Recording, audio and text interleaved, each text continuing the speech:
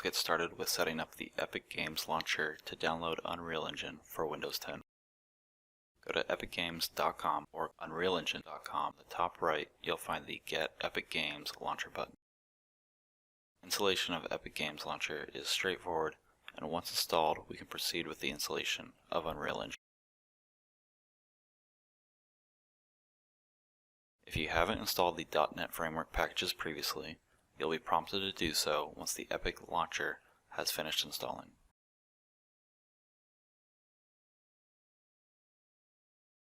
Once launched, log in via your Epic Games account. If you don't have an account, you can create one via the launcher or through epicgames.com.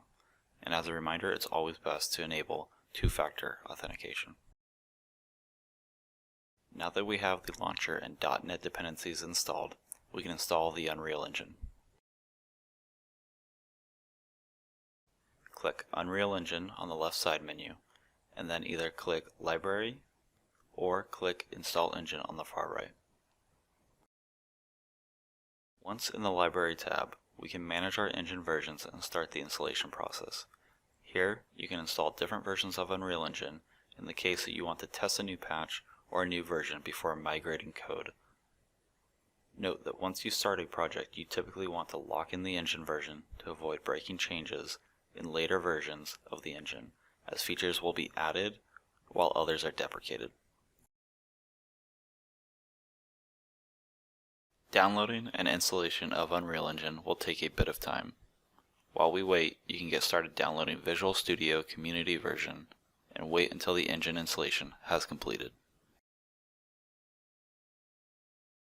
You'll also be asked to set up the Unreal Project File Association with Windows.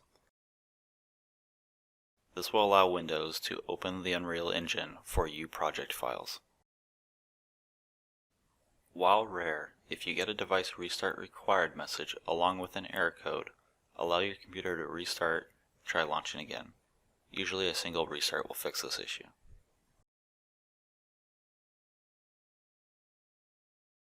After a restart, we can now launch the Unreal Engine editor. We'll create a new game project, and notice if you don't have Visual Studio installed yet, you'll be unable to create C++ projects. We'll cover Visual Studio installation and setup in the next video. For now, create a blueprint test project to ensure that Unreal Engine is properly set up.